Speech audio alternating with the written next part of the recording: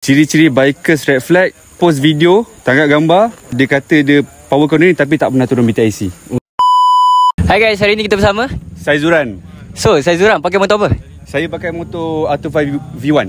R25 V1 Yes. Tapi nampak macam lawa motor dia. Dia seakan-akan macam design Ducati, tapi saya kekalkan konsep R25 V1 tu lah. Oh, so motor ni buat apa je?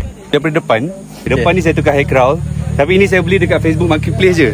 Okay, depan hair crawl, lepas tu saya tambah winglet ni dekat Shopee. Belah depan side mirror, pakai side mirror sense speed. Lepas tu R25 V1 dia tak ada USD Fork, tapi saya tambah USD Fork, so dia jadi R25 V1.5.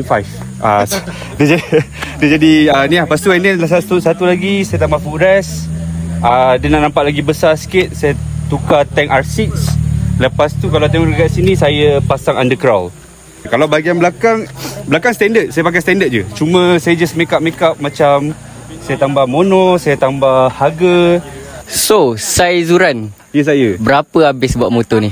Kalau ikut kos, sebab dia bukan buat one shot dah, dia buat sikit-sikit. Kalau in total lah RM20,000.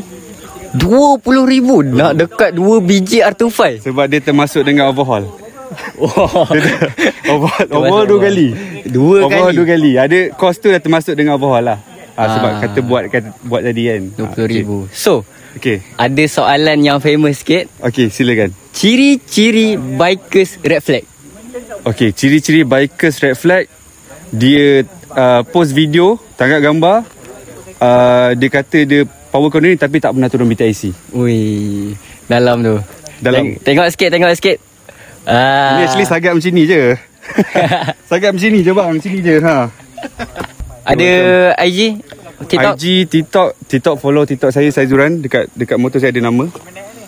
So ni TikTok saya lah, boleh follow. Okay, so thank you. You're welcome.